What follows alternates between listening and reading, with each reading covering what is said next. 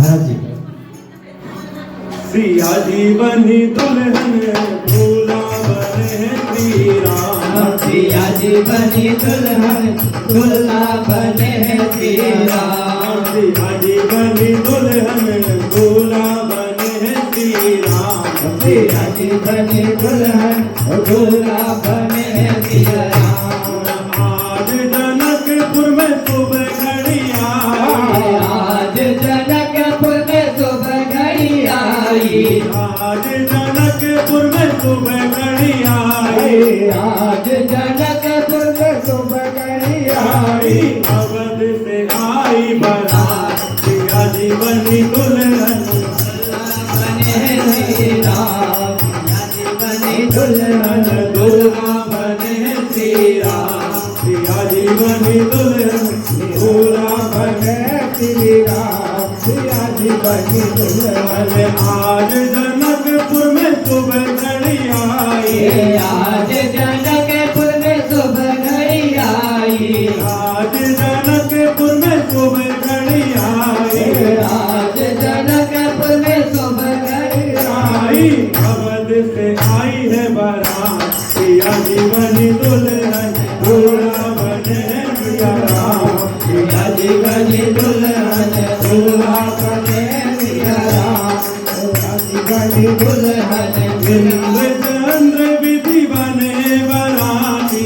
इंद्र चंद्र विधि बने बराती। इंद्र चंद्र विधि बने बराती। इंद्र चंद्र विधि बने बराती। आए जनक जी के धाम सिया जीवनी दुल्हन दूल्हा बने श्री राम।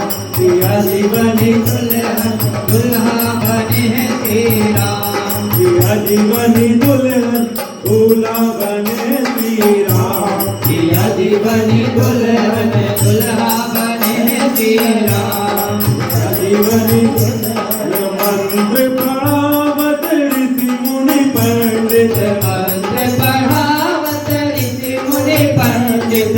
मंत्र पढ़ावत ऋषि मुनि पंडित। मंत्र पढ़ावत ऋषि मुनि पंडित। मंत्र पढ़े श्री राम। सिया जीवनी दुल्हन दूल्हा बने श्री राम। सिया जीवनी दुल्हन दूल्हा बने श्री राम। सिया जीवनी दुल्हन दूल्हा बने श्री राम। सिया जीवनी दुल्हन दूल्हा बने श्री राम। सिया जीवनी दुल्हा मंत्र पढ़ावत ऋषि मुनि पंडित। मंत्र पढ़ावत ऋषि मुनि पंडित। मंत्र पढ़ावत ऋषि मुनि पंडित। मंत्र पढ़ावत ऋषि मुनि पंडित। मंत्र पढ़े श्री राम। सिया जीवनी दुल्हन मंत्र पढ़े श्री राम। सिया जीवनी दुल्हन दूल्हा बने श्री राम। सिया जीवनी दुल्हन दूल्हा बने सिया राम। सिया जीवनी दुल्हन मंगल गान करत सब सखिया। मंगल गान करत सब सखिया। मंगल गान करत सब सखिया। मंगल गान करत सब सखिया। लेके कौशल्या का नाम सिया जीवनी दुल्हन। लेके कौशल्या के राम सिया जीवनी दुल्हन। लेके कौशल्या का नाम सिया जीवनी दुल्हन। लेके कौशल्या का नाम सिया जीवनी दुल्हन। दूल्हा बने श्री राम। सिया जीवनी दुल्हन दूल्हा बने श्री राम। सिया जीवनी दुल्हन मंगल गान करत सब सखिया। मंगल गान करत सब सखिया। मंगल गान करत सब सखिया।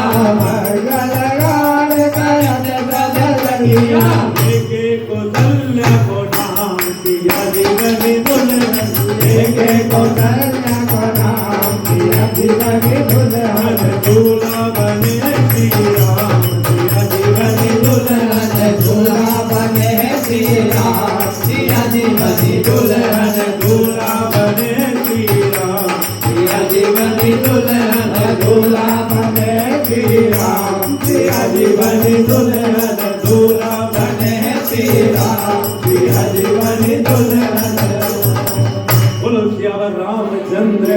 जय। अभी जो राम थे वो अब सिया राम हो गए। बोलिए सियावर रामचंद्र की जय।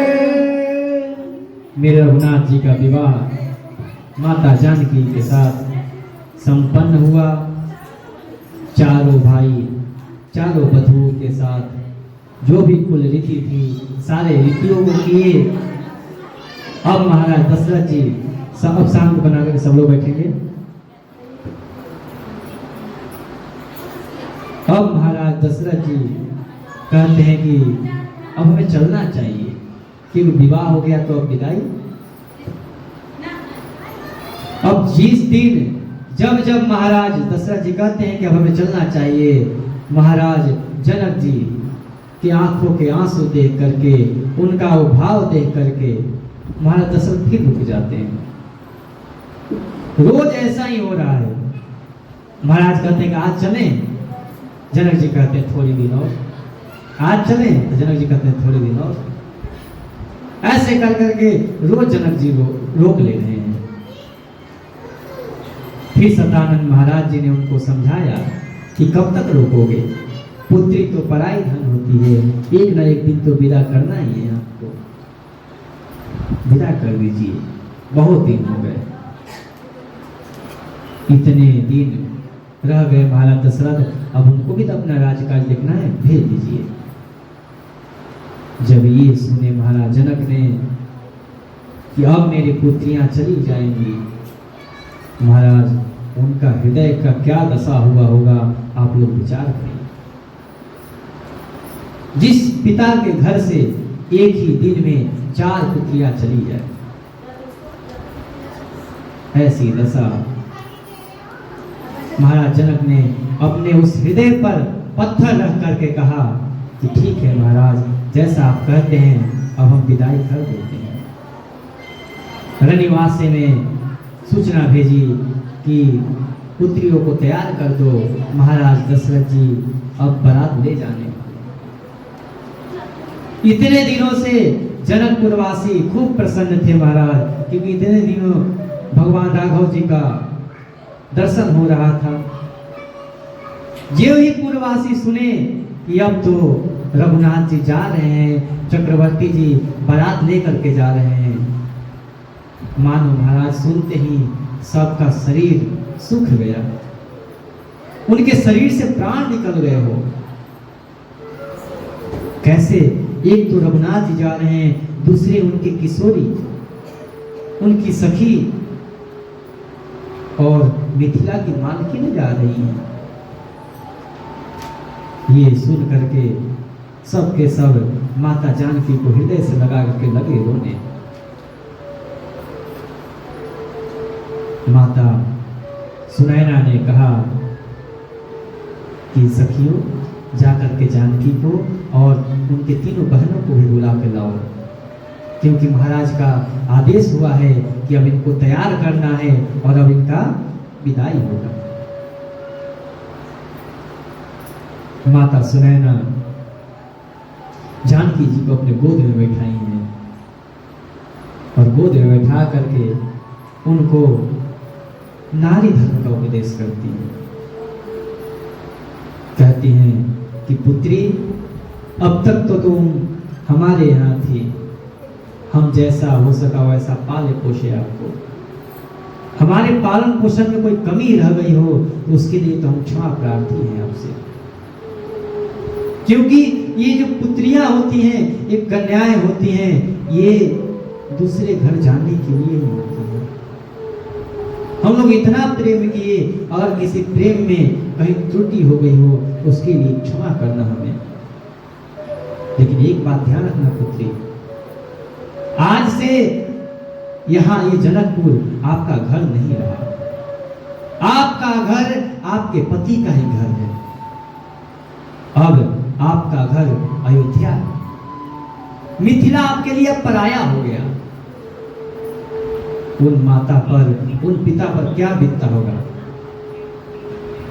कि जो इतनी अवस्था तक पुत्री को पालते हैं, पोसते हैं और उसको एक ही दिन में विदा कर देते हैं।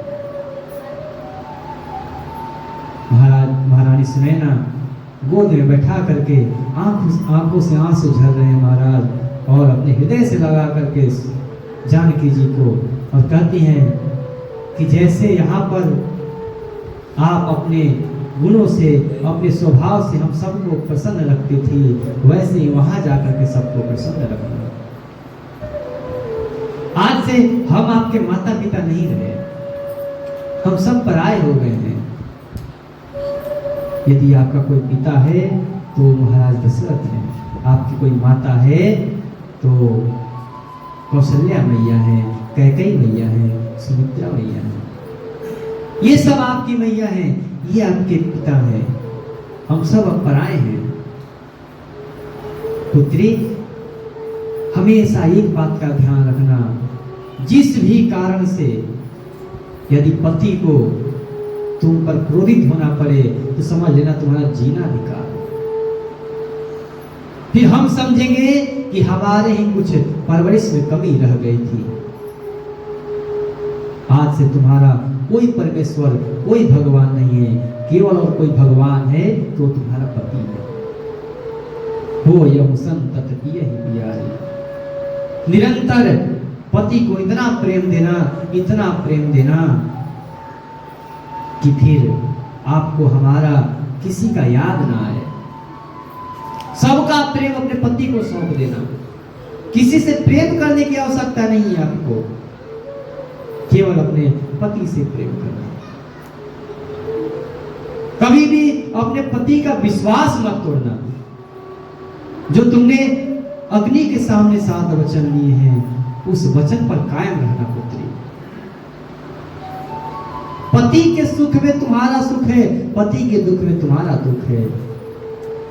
यदि पति वन में है तो वन ही तुम्हारे लिए राजमहल है, और पति राजमहल में है तो राजमहल ही तुम्हारे लिए अपना घर है। वही करना जो पति चाहे। पति रुख लखी आयसु अनुसरे। कुछ भी काम करना, कोई भी काम करना, पति की आज्ञा लेकर करना, अपने मन से कुछ मत करना। जो ऐसा करता है उसका रिश्ता वो हमेशा अपने पति का प्रिय होती है।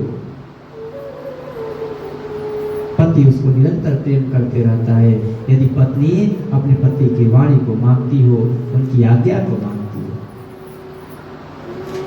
और इतना ही नहीं पुत्री, एक बात ध्यान रखना, पति की सेवा करना, परंतु एक बात ध्यान रखना कि पति के साथ जितने भी पति के साथ वाले हैं, पति के परिवार वाले हैं, पति के कुटुंब वाले हैं, सब तुम्हारे अपने हैं।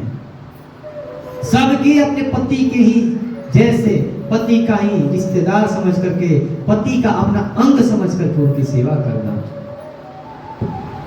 सासु ससुर गुर सेवा करे हूँ, पति रुख लखिया यसु अनुसरे।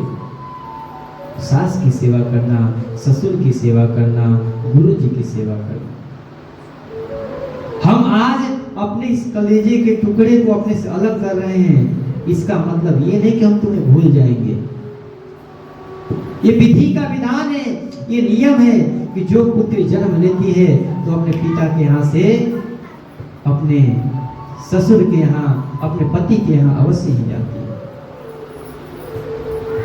हम मजबूर हैं भेजने के लिए, लेकिन हमें उसी दिन संतोष होगा जिस दिन हम तुम्हें पति के वाणी का अनुसरण करते हुए, पति का आज्ञा का अनुसरण करते हुए देख लेंगे। और यही प्रसंग महाराज जब चित्रकूट में महाराज जनक जी मिलते हैं तो उस समय कहते हैं कि बेटी आज मैं धन्य हो गया। वहां महाराज जनक जी रोते नहीं हैं, खुशी के आंसू बहते हैं, बोलते हैं कि आज तुमने सिद्ध कर दिया कि तुम इस जनक की पुत्री हो। अभी तक तो सब ये कहते थे जनक नंदिनी सीता, जनक की पुत्री है सीता, लेकिन आज मैं गर्व से कहता हूं कि मैं सीता का पिता हूं। आज तुमने मेरा ये मस्तक गर्व से ऊंचा कर दिया। मैं तुम्हें लाल जोड़े में सुहागिन की अवस्था में और किस प्रकार से तुम्हारा विदाई किया था, और आज इस तपस्वी के भेष में हो, फिर भी मुझे देख करके गर्व हो रहा है। अपने पुत्री को माता सुनैना नारी धर्म का उपदेश करती हैं। इधर महाराज दशरथ जी चारों भाइयों को भेजते हैं कि आप जा करके माताओं से आज्ञा ले लो और फिर विदाई करते हैं। महाराज दशरथ जी की आज्ञा पा करके मेरे रघुनाथ जी रनिवासी में गए हैं, माता सुनैना के चरण स्पर्श किए हैं और कहते हैं कि पिताजी की आज्ञा है कि अब हम प्रस्थान करें।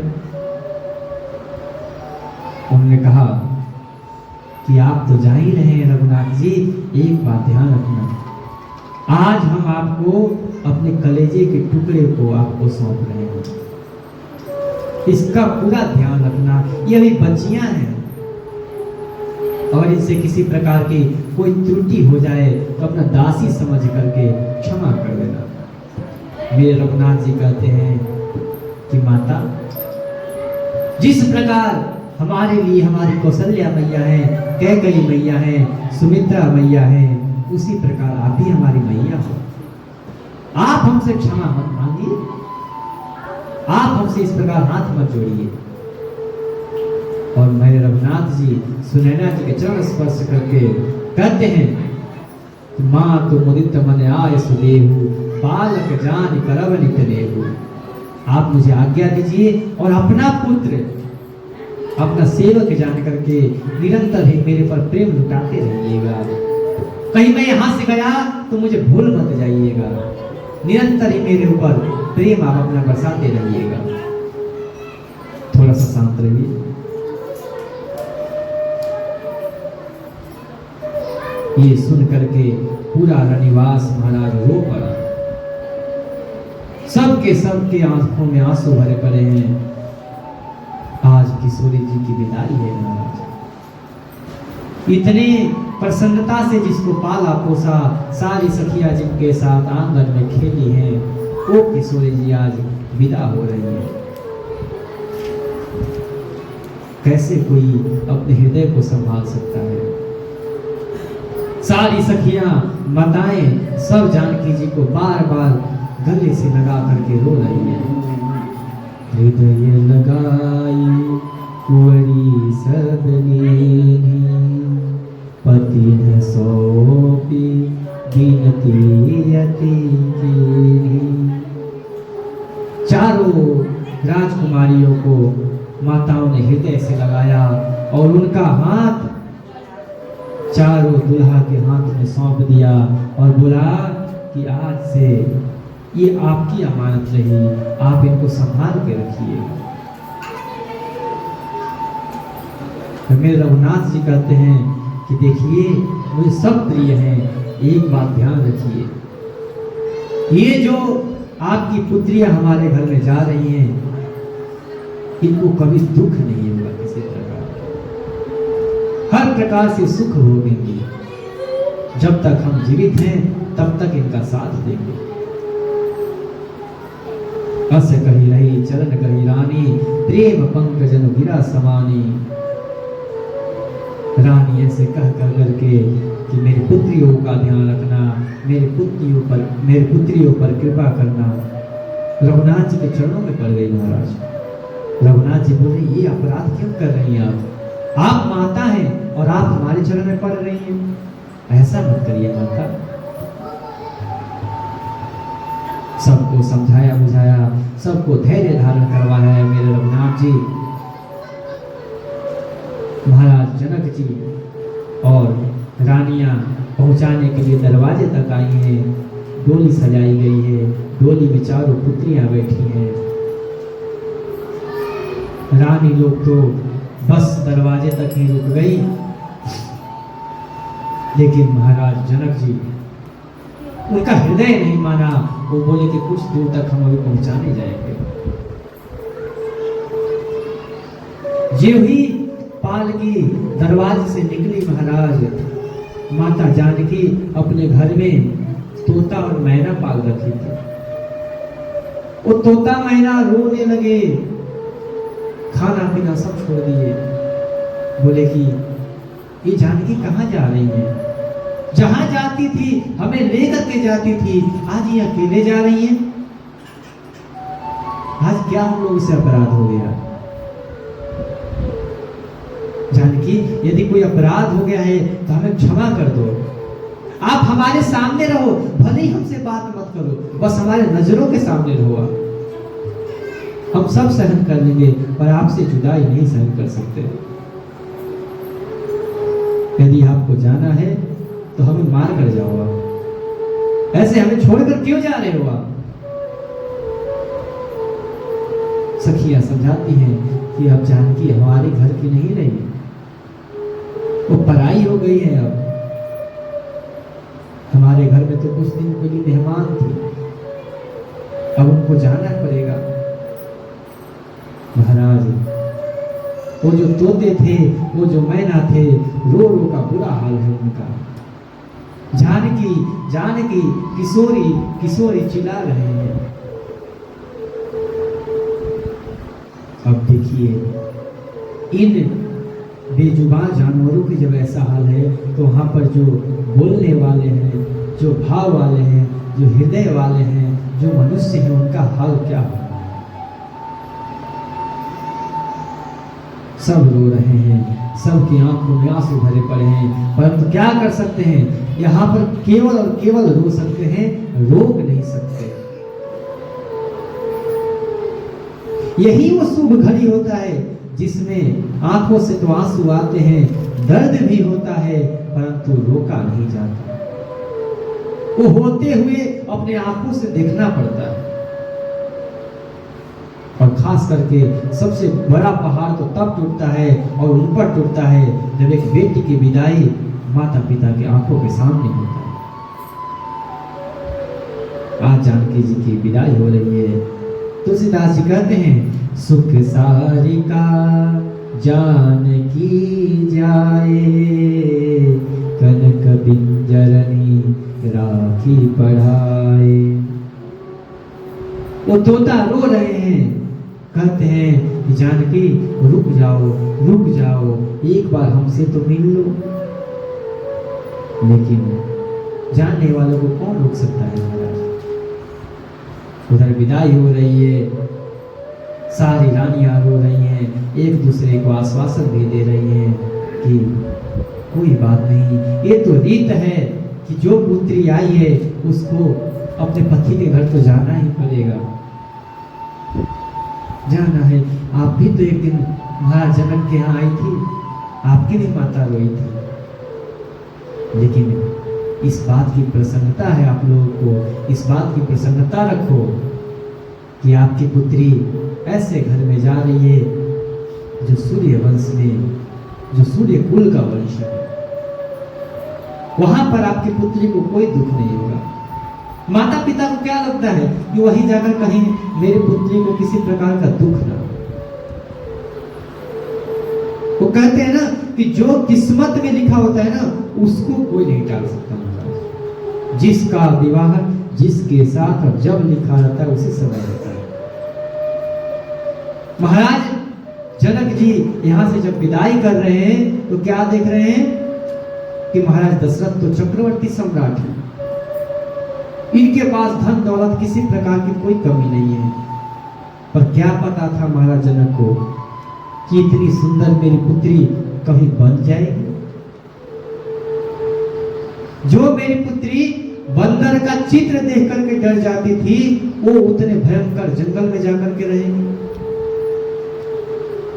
भाग्य महाराज दशरथ ने तो, महाराज जनक जी ने तो उच्च कुल देख करके विवाह किया, परंतु भाग्य ले गया उनको। सारी रानियां आपस में एक दूसरे को समझा रही हैं।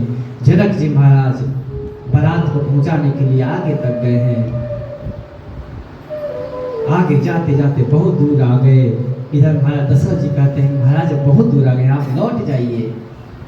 महाराज जनक जी का जो पुत्री के प्रति प्रेम है वो छोड़ नहीं रहा है महाराज। उस पालकी को पकड़ करके वो सम्राट, वो बैरागी, वो राजा उस पालकी को पकड़ करके अपनी पुत्री के पालकी के साथ चल रहा है, वो पैदल। ये है पुत्री का प्रेम।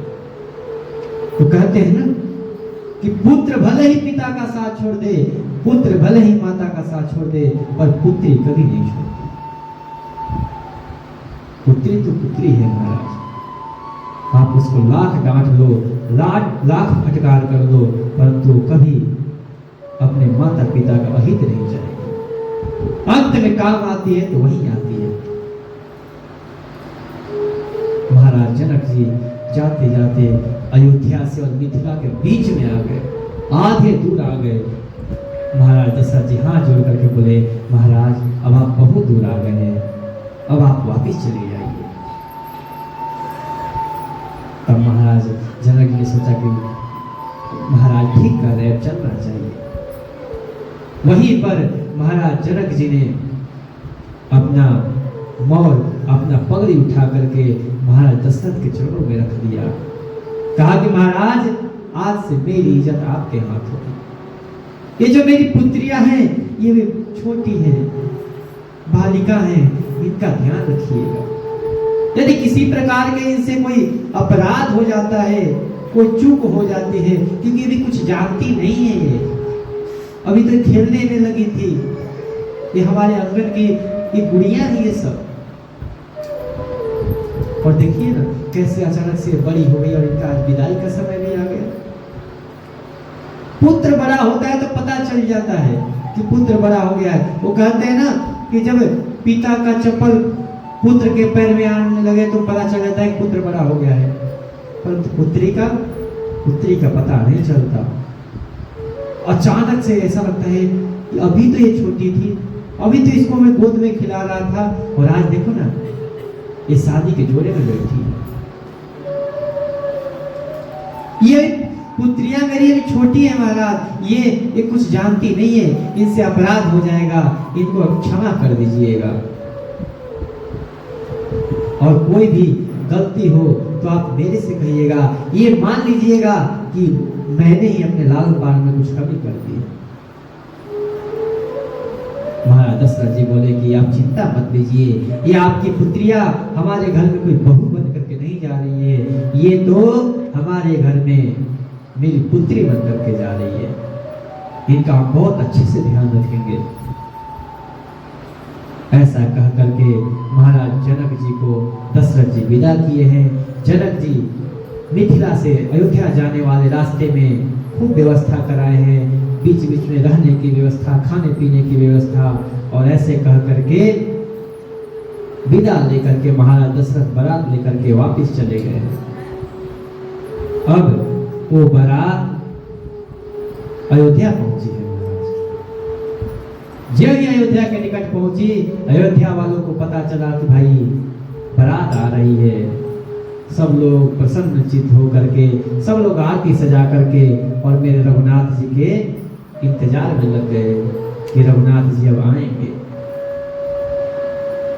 सब लोग लग गए और मेरे रघुनाथ जी बारात लेकर के अयोध्या में पहुंचे हैं। तीनों माताएं भगवान की आरती की है और हम लोग भी आरती करेंगे, क्योंकि समय भी हो चुका है।